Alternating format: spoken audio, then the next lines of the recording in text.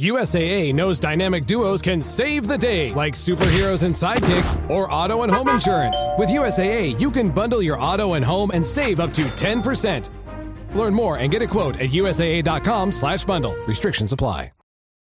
This episode is brought to you by Heyday. Feeling stressed? Take a moment for yourself with Heyday. Stroll through rows of golden wheat, tend to cute barnyard animals, and discover the joys of a digital farm retreat. You don't have to hop in a car or catch a plane. Escape to the farm at the tap of a finger. With Heyday, you're not just tending to a farm, you're tending to yourself. Heyday. Search Heyday, that's Hay space DAY, in your favorite app store. Heyday is a free-to-play mobile game and offers optional in-app purchases and random rewards.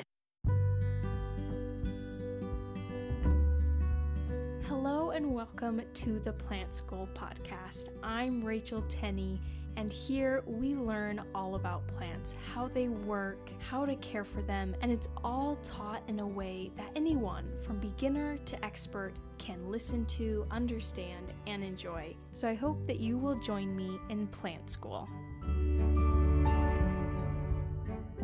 Hello and welcome to the Plant School podcast. So happy to have you here listening today.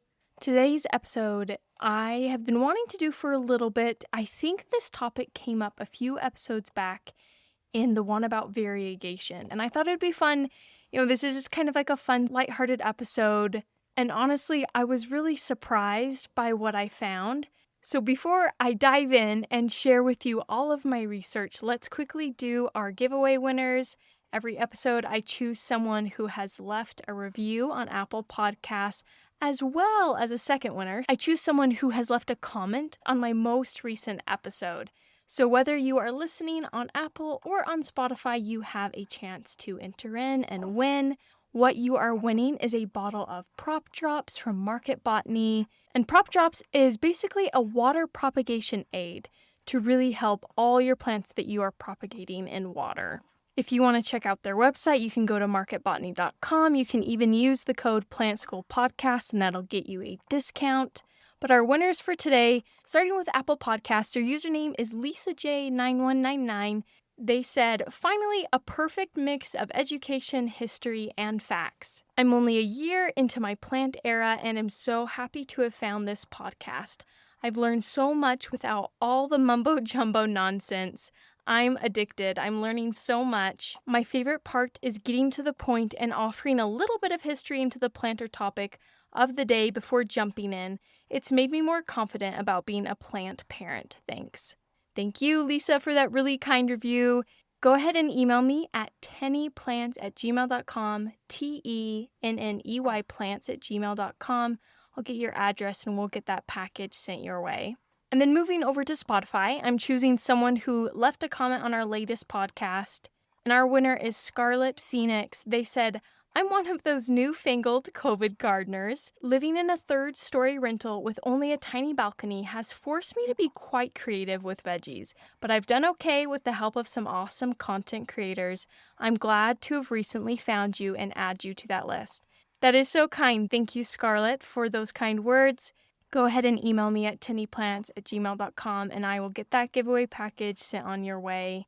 And if you would like to win on next episode, feel free to leave a review if you're listening on Apple Podcasts, or if you're listening on Spotify, go ahead and leave a comment. Usually I will ask a question verbally for you guys to respond to in the comments on Spotify.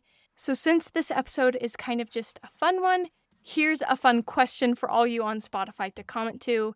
If you were a billionaire, would you spend some of these exorbitant prices on a plant? Or if you want to comment something else, that is totally fine too. Either way, you will be entered into the giveaway. All right, so let's dive right into this episode.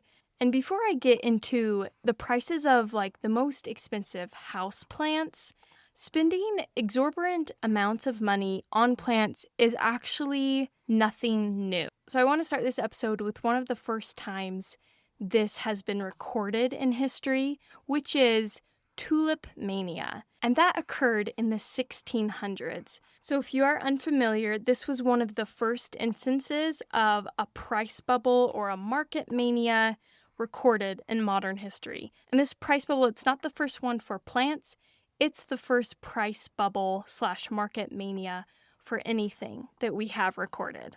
So it was in the 1630s, tulips were becoming increasingly popular, especially tulips that had that flame coloring, not just your normal standard tulips, but specifically the ones that had the flame coloring, which it turns out actually occurs due to a fungal infection, but they were really sought after. So normally they were sold by the weight, but eventually, and this is where problems started to occur, instead of selling the actual tulip bulbs by their weight, people were starting to sell contracts for tulips that were yet to have grown. So it was basically a piece of paper saying these tulips are going to be on the way next year, but you have nothing to show for it right now. And this happened because traders were jumping into this market who didn't really know too much about tulips. They were jumping in because they saw that it had the potential to make them big money. So they were purchasing these forward contracts that would hopefully return their investment through the sale of these bulbs in the following year. And because these contracts represented something that wasn't actually around, prices started to go through the roof.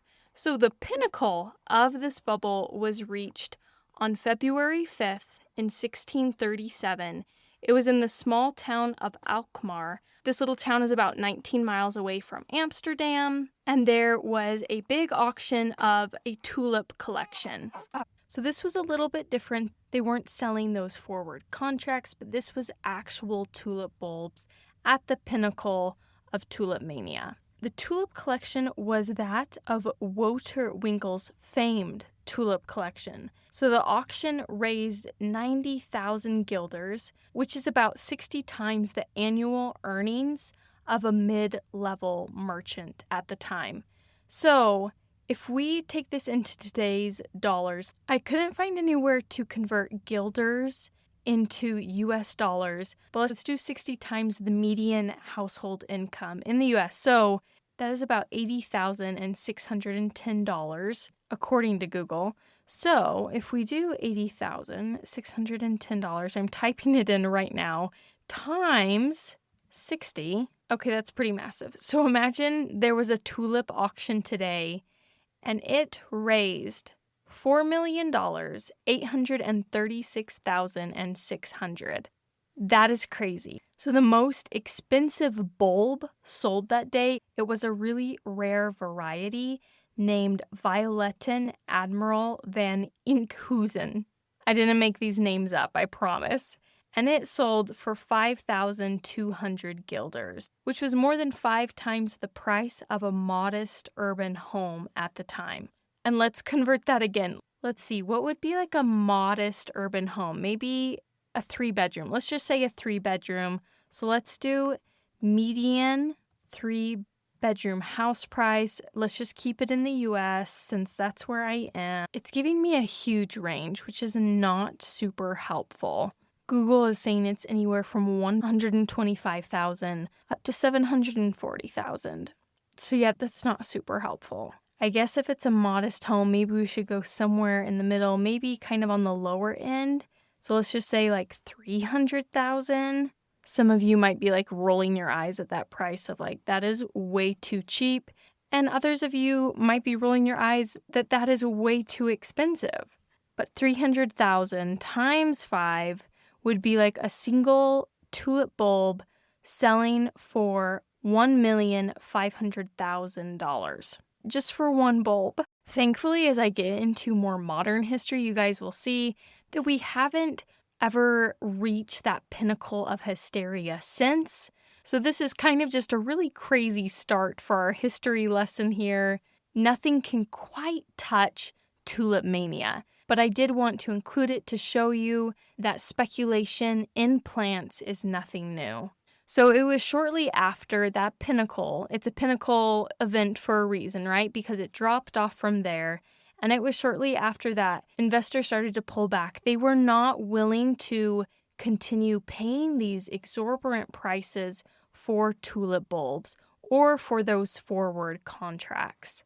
So to kind of show you the stark difference that there was in the prices before and after tulip mania, a bulb that sold for 5,000 guilders sold for 50 after the collapse. That is a huge tank in its value. And a bunch of common tulips, ones that just, have that solid coloring, they sold for 1,000 guilders in February. And just a few months later in May, they sold for a total of 6 guilders. So from 1,000 all the way down to 6 in just a few months. Surprisingly, tulip mania as a whole didn't actually ruin most tulip growers. Most of them financially recovered just fine. There was only one recorded instance of a tulip grower filing for bankruptcy due to losses in the tulip trade, but that was the only one. It didn't even cause a general recession to the Dutch Republic. But like I mentioned earlier, it more so serves as a lesson on the dangers of unbridled speculation, and it is perhaps a lesson that we should have learned from for the modern houseplant world, because there have been a lot of high prices as of late. I would say ever since 2020. Since the pandemic, I feel like there's been these really interesting spikes in houseplant prices, and perhaps we should have done a history lesson in tulip mania before we went and spent our money on some of these plants, which we will be talking about right now. So let's switch our gears. Let's go into modern houseplant sales. And when I was looking into this, of the most expensive houseplants ever sold, I quickly saw that I needed to divide it into 2 categories. So I'm going to start with houseplants, just your average houseplants, and perhaps you can figure out what the more expensive category I had to create was. I'll keep it a secret until we get there. How about that? So I'm going to cover, I have the top 5 most expensive houseplants ever sold before I get to our surprise category. So most of these houseplant sales, they have actually occurred in the last 5 years. I already mentioned that, COVID-19, the pandemic, really spurred things in the houseplant world. People were getting into the hobby. So there was this huge surge of consumers, and the supply was struggling to keep up, and also a surge in people wanting rare houseplant varieties. And it has just caused this roller coaster for this past half decade. So I'm going to start with our number 5, and then we'll get all the way to the number 1 most expensive houseplant, and then we'll go to our mystery category. So starting with the 5th most expensive houseplant sold in modern history, as far as I could find, it is the philodendron minima. It was variegated. You're going to see a pattern here. Most all of these are variegated. That has been all the rage these past 5 years. This one, it was a rare variegated philodendron minima. It had a lot of white leaves, green splotches. A lot of people were wanting this plant, obviously. It sold in New Zealand in June 2021 on the Trade Me auction site, and it sold for 27,000 New Zealand dollars. I think that's what NZD stands for. And in US dollars, that is about $16,000.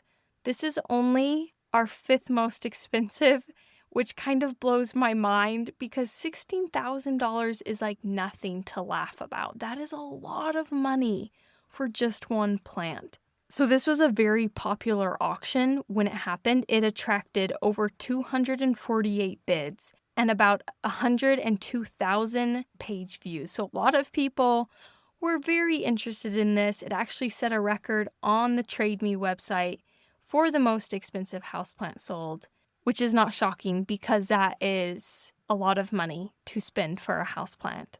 And I wanted to include if prices have stayed this high for this particular plant or if they have since dropped. So when I looked into it, prices for the philodendron minima, a variegated variety, they have declined as propagation has made this plant more accessible. So it was something that had that high price in the beginning because it was new, and since then it has kind of dropped as supply has caught up with the demand.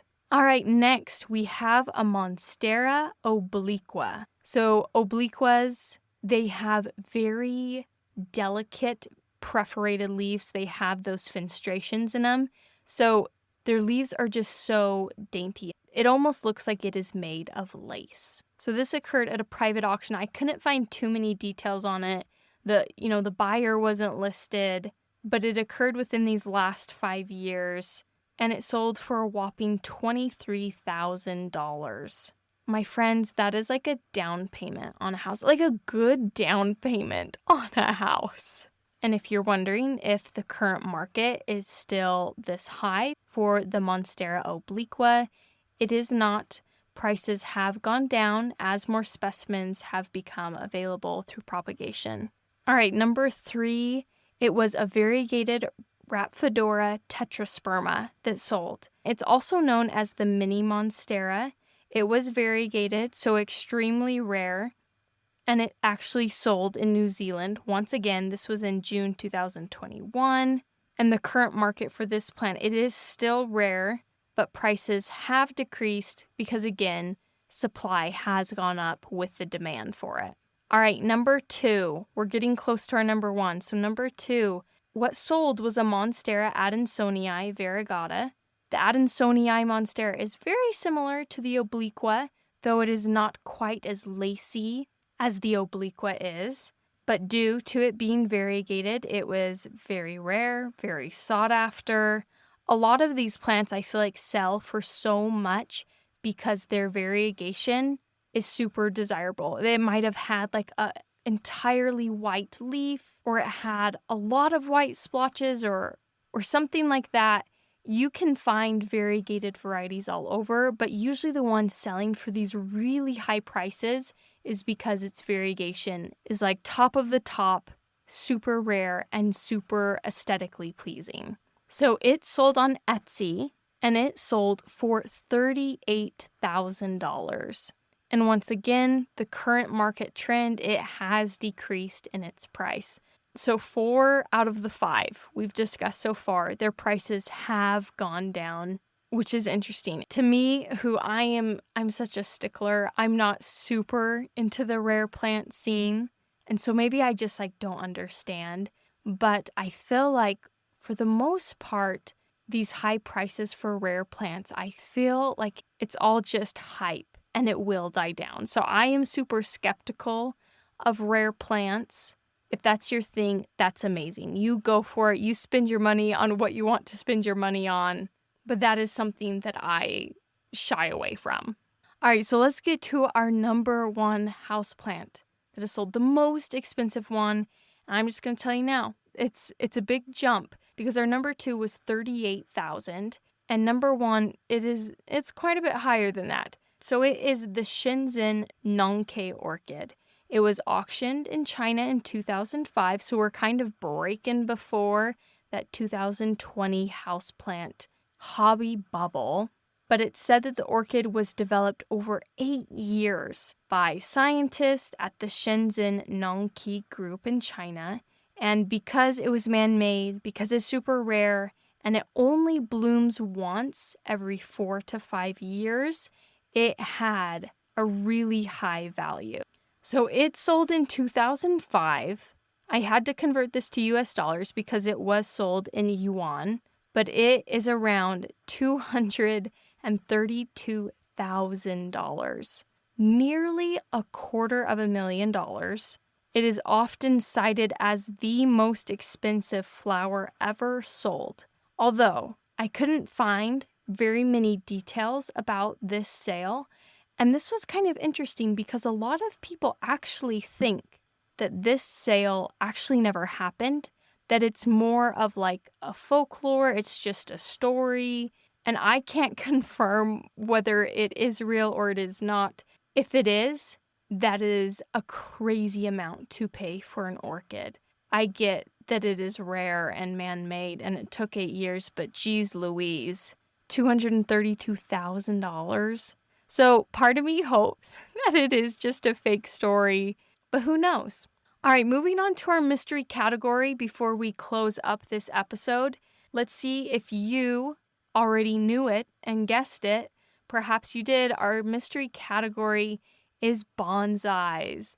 I feel like this deserved its own little thing because bonsais, though you can maybe call them houseplants, I feel like true bonsais, They don't live in your house. They're outdoor plants, but they are a plant art form and they fetch very high prices. So if you thought the Shinzen Nonkei orchid sold for a lot of money, oh, just wait. Let's get into bonsais real quick. Again, I'm going to cover the top 5. So in 5th place, its name is the 5-needle bonsai. This bonsai is over 300 years old. It was created with a Japanese white pine, has a very, graceful appearance, these really distinctive needle clusters. It's beautiful. You look up these bonsai plants and they are stunning. But it was sold at an auction in Japan. And are you ready for the price? I don't know if you are. It sold for $600,000. $600,000 for a bonsai. That's crazy. I had to tell myself as I was looking through these and compiling the bonsai list, you know what? People pay really high prices for fine art. I get it. I can see why they fetch such high prices, but it is still a little bit mind-blowing. So let's move on. In number 4 for bonsais, we have the Yamaki pine bonsai. And just a note, this one I actually threw in there. It's not actually sold, but I loved the story of this bonsai and I included its valued price, but I want to put that in there. It's not currently sold, but I do want to share with you this story. So it is 392 years old. It is a Japanese white pine, again, like the one I had just talked about previously. And this white pine actually survived the Hiroshima atomic bomb in 1945. It was donated to the United States by Masaru Yamaki in 1976. He donated it as a gesture of goodwill for America's bicentennial celebration. So the tree is currently housed at the National Bonsai and Penjing Museum in Washington, D.C., and it serves as a symbol of peace and resilience, and I thought that was so beautiful. I have visited Washington, D.C. once in my life. I was visiting family, and I am kicking myself that I had no idea about this bonsai there. Next time I make my way over to that side of the country, definitely I'm going to check that out. If you live over there, you should check it out. Send me a picture, please. But it is valued at $1 million. And like I said, it is not currently sold. It is at that museum. But isn't that just like a beautiful story? All right, let's move on to one that is actually sold. There are actually 3 bonsais that sold for this price that I'm about to tell you.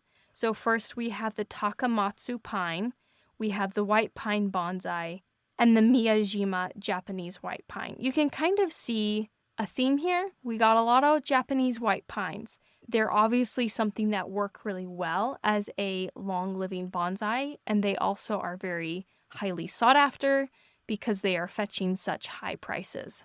So that first one, the Takamatsu pine, it is estimated to be about 800 years old. It sold in 2012. And despite it being over 800 years old, guess how tall it is? It is less than a meter. For all of my fellow Americans, that is just over 3 feet tall. I think it's like 3.2 feet tall. So it is quite small as far as these ancient bonsais go. All right, and the other one that sold at the same price, I will tell you the price, I promise I will. But that white pine bonsai, again, over 800 years old, it was acquired by Master Kunio Kobayashi, and it was for his museum in Tokyo, Japan. It is the Shunkaian Bonsai Museum. I apologize if I'm pronouncing any of these wrong, which I am sure I am. And then that third one that sold at this price, the Miyajima Japanese white pine, it is estimated to be anywhere from 400 to 800 years old. They aren't quite sure, but it sold in 2011 at the International Bonsai Convention by a private collector. And all 3 of these bonsais, here's the price, finally, they all sold, not together, all separately. Each one sold for $1.3 million. We've broken into the millions, everyone. So with those 3, we're to our last bonsai, the most expensive one that I could find in recorded history, and it is the Sargent Juniper bonsai. This one is estimated to be over 1,000 years old. How is that possible? I don't know, but I think it is beautiful and amazing. So due to its age, combined with its form, with those centuries of care that have gone into it, it obviously has immense value. We know it's going to be over 1.3 million, right? But it sold in 1981, so kind of a long time ago. Sorry for anyone born in the 80s and you're like, no, it's not that long ago. It is kind of a long time ago. But it sold at the Monsei Inn Bonsai Nursery in Japan. And this nursery, the Monsei Inn Nursery, it is operated by the Kato family. And they are renowned for its collection of ancient bonsai trees. And some specimens, the one we're talking about included, are believed to be over a millennium old, over 1,000 years old. Again, if I ever make my way to Japan, I think I'm going to go on a bonsai tour. I think that would be so fascinating. And this nursery, I don't know if it's open to the public, the Monsei Inn Nursery. I hope I'm saying that right. I would 100% go there if it is open to the public. In fact, let me check just really quick before I tell you the price. Let's take a gander. Perhaps you are going to Japan this summer. I don't know. And maybe you are actually interested. All right, I just typed it into Google and it says it is open to the public. So if you're going, you should definitely visit it. Again, send me pictures. It is open from 9 to 4 p.m. and it is closed on Thursdays. The entry to the garden is free. It looks like it also goes by the name Omiya Bonsai Village. If you go, please let me know. All right, so back to our top bonsai, the Sargent Juniper Bonsai. It sold for a whopping $2 million. I get it, people will pay whatever prices they want for art, and with it having the age of over a millennium, I get it. Am I in that tax bracket? Absolutely not. And what's interesting, if that sold in 1981 for $2 million, I wonder what that price would be today. 1981, $2 million to today. My goodness, I did not expect it to be that much higher. The little calculator that I stuck it in estimates that $2 million in 1981, guys, this is nuts. It would be $7.3 million today. That's a lot of money. I don't even know what to comment on that. I am interested to know for all of you listening on Spotify and leaving comments. If you were a billionaire, again, would you pay some of these prices for these plants? Do you think it's worth it? I'll give my answer. If I were a billionaire and I, had nothing better to do with my money, I think I would buy an expensive bonsai. An expensive houseplant, probably not, but I think bonsais are amazing and beautiful. But I would be so nervous that I would kill it, ruin it, or something like that. So on second thought, maybe I wouldn't. Maybe if I were a billionaire, I would just move to Japan and enjoy all the bonsais and all the artists who have put their time into them. Anyways, I hope you enjoyed this just kind of fun, lighthearted episode. I hope you learned something new. Maybe this was all old hat to you. You knew all these prices. But I had a great time diving deep into this world of expensive houseplants, expensive bonsais, and the history of tulip mania. Thank you guys for just being here and listening to the Plant School podcast. It really does mean a lot to me to have your support.